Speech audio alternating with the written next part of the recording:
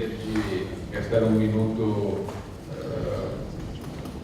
afirmando minha grande satisfação em estar aqui com vocês nesse diálogo, porque tenho um grande carinho e uma proximidade, tantos anos na Amazônia, com o Exército. Quantas vezes fui resgatado quando estava num torrabeta, em algum rio, sem gasolina, e foi alguém do Exército que foi lá e me tirou daquela situação. Quantas vezes fizemos parceria para levar alimentos, para levar remédio para uma comunidade.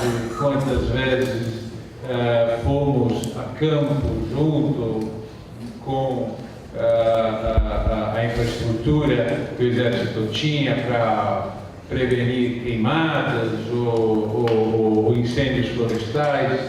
Então, realmente, para mim, a satisfação é falar com quem conhece a Amazônia, porque uma das minhas grandes frustrações é aquela nos debates sobre a Amazônia, de falar com gente que olha para a Amazônia, ouviu falar da Amazônia, estudou até a Amazônia, mas não conhece a Amazônia.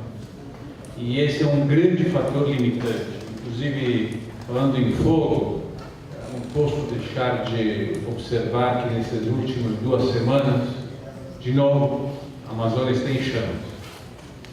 E mais que em chamas, o que afeta toda a população regional e etc., e os voos, e a logística, etc., é a fumaça, né? É outro lado da realidade, o impacto da chama, né? É lá, mas a fumaça que afeta todo mundo, na cidade, na coisa, etc., os aeroportos fechados, etc., isso me lembrou, né? Um programa que final dos anos 90, em várias áreas da Amazônia, mas principalmente em parceria com o 23º Infantaria da Selva, lá em Marabá, e né, com o Major Roberto, etc. E foi o general Rui Monarca que nos abriu as portas da parceria naquele momento. Levamos adiante para ir lá nas comunidades que queimavam, mostrar que era possível fazer diferente. Ainda hoje eu estava comentando com o tenente Jacinto antes, acho que os GPS que compramos na época para o 23º, os Gatling que eu tinha, devem ser ainda aqueles com os quais pela primeira vez o pessoal ia, né, nos assentamentos, no novo repartimento, em Rio Branco, em Tucuruí, para checar as coordenadas, ajudar a população local. Então, são coisas que marcam, né, a nossa vida, nossa experiência, e o Exército conhece. Então, o desafio que eu considero chave para o desenvolvimento sustentável, que é o tema do nosso painel, né, o desafio principal, né, depois tem muitos outros, mas o principal, para o desenvolvimento em geral, e ainda mais quisermos a dimensão de sustentabilidade do mesmo, é aquele de um olhar para o território da região com olhos da região. E não apenas pela lógica do que a região tem, e não tem dúvida, muita coisa tem, para atender interesses de fora dela, seja legítimo, seja menos legítimo, seja do Brasil, seja do resto do planeta. E porque olhar para a Amazônia sempre como um reservatório de alguma coisa, como um reservatório de riquezas que nós temos a possibilidade, o eterno Eldorado, né? Na época do Marquês de Pombal, lá era das drogas do sertão. E depois, em uma economia de ciclos que se esgotaram, foi do ouro, da madeira, da borracha, e até mais recentemente de outras coisas. Eu digo para os meus colegas ambientalistas, amanhã pode ser da biodiversidade, mas continuar dentro do mesmo padrão, que é um padrão de expoliação de cadeias que se estruturam e se fortalecem fora da região e que não deixam rastro na economia regional. Esse é o nosso problema. Então nós não temos desenvolvimento sustentável na medida em que nós não conseguimos enraizar o desenvolvimento, gerar um círculo virtuoso de emprego, renda, poupança e investimento dentro da região. E não podemos, para tanto, continuar a olhar para a região como um reservatório, energia elétrica, certo? Fundamental, importante para nós, tudo bem. Mas nós vamos fazer lá a grande obra, linhão de corrente contínua, estava vendo ontem lá, de Rondônia para Araraquara em São Paulo, né? Na região nós não podemos nem plugar a economia local na energia produzida, porque não é corrente alternada, então não tem como, né? É injeção para fora.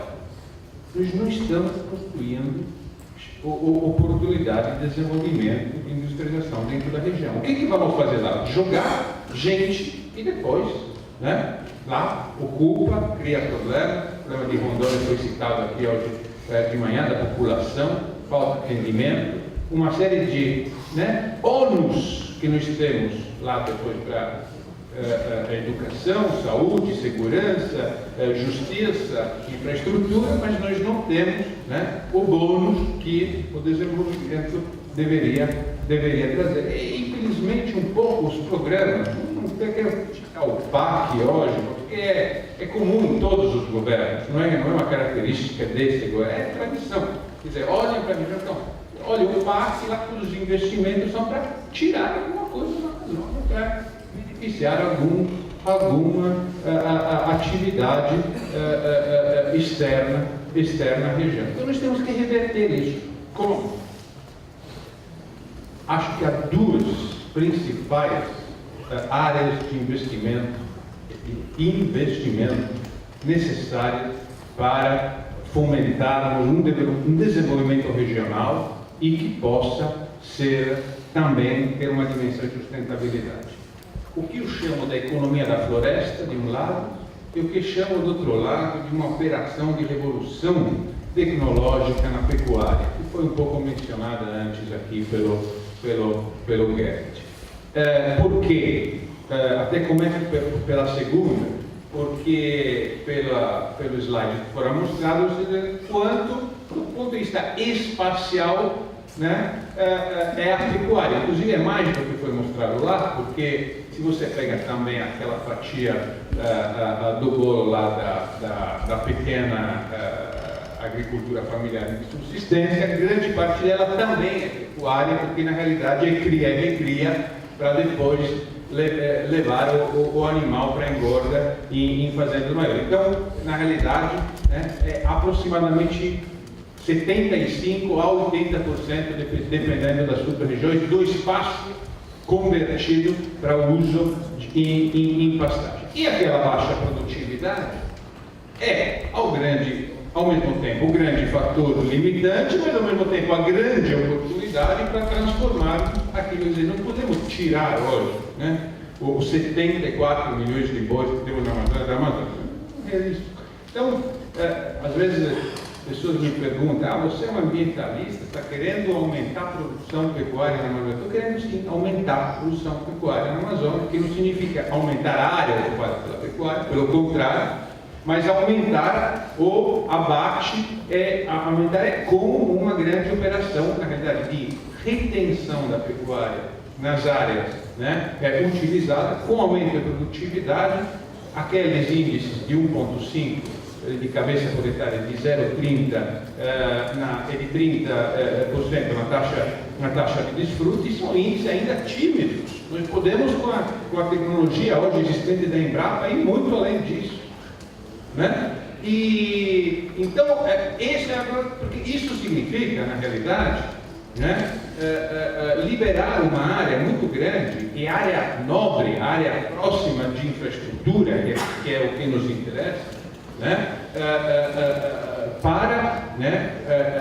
O uso agrícola, inclusive abastecimento dos mercados locais, com a produção agrícola até o granjeira, que muitas vezes falta no mercado local. E por outro lado, quando se fala em economia da floresta, não pode ser de novo uma economia extrativa primária, tirar uma madeira, ou tirar um óleo, ou tirar um peixe, ou é para a gente levar para... Não. Economia da floresta significa indústria. Industrializar. Industrializar, às vezes, até com coisas simples. Não é só não é só São Bernardo, quando a gente pensa em indústria São Bernardo do Campo. Não. Indústria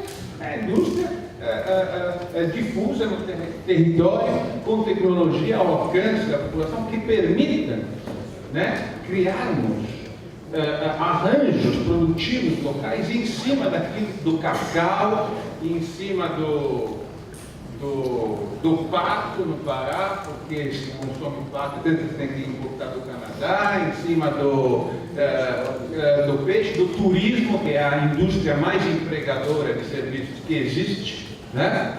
Então, ontem tinha alguém numa palestra em São Paulo me perguntava, mas quantas pessoas no final moram na Amazônia fora da cidade? Né? Porque se você tirar a cidade, estamos falando de 5 milhões de pessoas. É um desafio relativamente modesto em termos de emprego, de investimento. Não temos fatores limitantes expressivos do ponto de vista populacional. Agora, claro, se a gente continuar a olhar para a Amazônia de novo como a solução para os problemas de fora, ou seja, aí não é um problema da comida amazônica. Se nós jogamos 93% da área de reforma agrária, ou seja, transferência de pobre urbano de outras áreas do país para a Amazônia, 1.600.000 famílias só nos 8 anos desse governo, de novo, não é privilégio deste governo, é uma tendência que continua. Aí sim, aí nós estamos gerando problema, porque nós estamos distribuindo terra, gerando uma demanda por serviços legítimos de educação, de saúde, etc., que depois nós não vamos conseguir atender. Depois vamos precisar o quê? Do exército para levar os remédios lá para a população, etc., porque não tem, né? Então, aí a gente, às vezes, eu quero chegar ao papel, até acho importante o exército nesse campo, porque o exército, claro, não é só defesa, mas também a nossa Constituição mostra que é contribuir para também a ordem, a lei, a própria Constituição. Esse é o papel do exército. Então, nós temos talvez que pensar, muito interessante, as ameaças, né? De onde vem as ameaças? As ameaças, provavelmente, elas não estão necessariamente próximas, necessariamente das fronteiras políticas do país. Provavelmente, no miolo da Amazônia, onde temos menos exército, onde talvez nós precisaríamos mais exército. Porque temos a fronteira econômica, temos a fronteira social, temos a fronteira da ocupação, temos a fronteira da violência, temos a fronteira da expulsão de populações locais, temos a fronteira da grilagem. Ou seja, é lá onde lei, Constituição e ordem estão ameaçadas que nós precisamos reforçar e distribuir a malha da presença do Exército. E acho importante, porque as experiências nesse sentido têm sido bem sucedidas. A presença do Exército lá na Transamazônica nos últimos anos, quando, em cima de uma situação de conjuntura de tensão, se testou, todo mundo concorda que deu certo. Fala com os prefeitos, fala com os governadores, fala com os movimentos sociais, todo mundo acha que deu certo. Então, nós precisamos de uma presença do Exército onde existem as fronteiras populacionais da migração, dos assentamentos, da instabilidade das dinâmicas territoriais que mudam, não só lá, né, isolados, né, não só lá, né, isolados nos pelotões de fronteira, que claro precisa, mas não pode ser esta a lógica única de distribuição do exército. E aí vem a questão que eu acho que foi o que mais me chamou a atenção na palestra do general Marco Aurélio, porque tem uma frase que sintetiza exatamente aquilo que eu acho que é o desafio-chave. Quando ele falou, olha, não é um problema do terra legal, é um problema geral de todas as políticas públicas. Nós tendemos a regularizar, né, antes investir depois de destinar as terras. E é verdade, ou seja, falta aquela ação, né, de proativa, de planejamento, de destinação, de destinar as terras do território, que é a função do Estado, e o Estado acaba tendo uma função a reboque de dinâmicas que ele não controla, não planeja, não define, não são de interesse nacional, não são de interesse difuso, e acaba ajustando, né, regularizando. Então, nós temos que inverter essa lógica, não para não fazer regularização fundiária, tem que ser feita, mas tem que ser feita dentro de um marco de política de destinação de terra. O trabalho primoroso de análise que o Guerre nos apresentou é excelente. Eu acho que só tem um aspecto que eu pessoalmente gostaria que fosse revisado, que é quando se assume que tudo que aquela área verdinha clara lá, por tabela, sendo que ela não é A, não é B, não é C, por tabela é considerada como área onde se aplicaria o Código Florestal, ou seja, como se ela fosse privada. Na realidade, isso é principalmente terra pública. Terra pública devoluta, terra pública não regularizada. Então, eu não posso assumir que lá eu aplico uma regra para a terra privada de forma geral, porque todo o raciocínio está perfeito. A única coisa é que eu não posso, né, assumir que aquilo necessariamente aliás, a maioria daquilo não é terra privada, deve ser exceção porque tem terra privada dentro daquela área. Então é lá que eu preciso destinar. São aquelas as áreas críticas onde eu preciso exercer a função proativa do Estado. E aí eu venho ao Código Florestal. Eu acho ótimo, Alberto, que hoje todo mundo entenda que em 96 o governo fez algo errado. Até porque quem escreveu isso em 96 em um livro fomos apenas eu, Márcio Santini, o Beto Veríssimo, ou seja, nós em 96 falamos, olha, não é por aí, não é com o alertamos, não é com uma norma igual para todos, que desconhece, desconsidera a diversidade e as dinâmicas do território, que nós vamos resolver o problema do Código Florestal. Não é só levantando a barra assim, 50 vai para 80, 90, mas não é isso.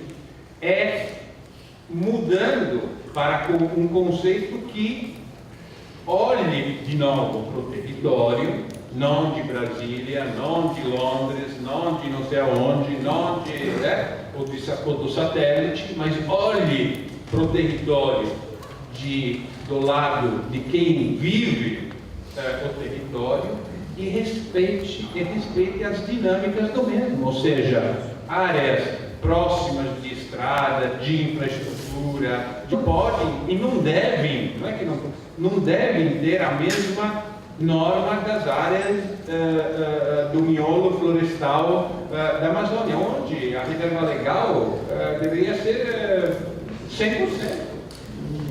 Claro, Por quê? Porque o que acontece ao ter uma norma única? Acontece que nós estimulamos a migração da fronteira, estimulamos, né, se aquela norma for respeitada, né, ou ela não é respeitada, aí tudo bem, aí é desmoralizada, não é? Mas se ela for respeitada, nós estimulamos, né, a ocupar mais em áreas menos providas de infraestrutura, etc, etc. Ou seja, nós queremos expandir, né, a fronteira da ocupação, não é isso que nós queremos hoje. Nós queremos ter aquelas áreas, a economia florestal, porque nós sabemos que um boi rende $150 no modelo atual por ano por hectare, e que uma economia florestal com cadeias nos oferece $4, $5 mil de renda por hectare. Então é isso que me interessa no país, né? Então nós queremos fazer isso, então nós temos que reter com a operação de tecnologia na pecuária e intensificar onde está. É isso que nós queremos. O problema é que quando se questiona isso, aí se quer baixar para todos e se quer fazer as anistias que o Guedes bem analisou, ou seja, se esquece. Quando se faz se olha para a dívida tributária, o trabalhista, o previdenciária, temos o REFIS, não é? Um sistema muito bem sucedido. O que faz o Ministério da Fazenda, o Ministério da Previdência? Esquece? Não esquece. Por favor. Eles estendem a mão de quem, do infrator, para o infrator, e dizem, tudo bem, eu te parcelo, eu te dou 20 anos, eu te ajudo. Ele não esquece, ele não extingue, ele não coloca ele no mesmo lugar dos outros. Ele ajuda ele a recuperar, a cumprir, dá 20 anos. Essa é a maneira em que o Estado, esse sucesso no Brasil, nós temos que trabalhar na área ambiental com o mesmo, não com o conceito das anistias, trabalhar com o conceito do REFIS. Então, nós temos que, tenho que acabar, em caso eventuais comentários vão para a parte para a parte das perguntas. O que eu quero dizer, acho que o Exército pode contribuir, porque conhece a região, em ajudar o Brasil a discutir a Amazônia com os olhos locais de quem vive, não apenas com satélites, com planejamentos remotos, etc, etc. Muito obrigado. Obrigado.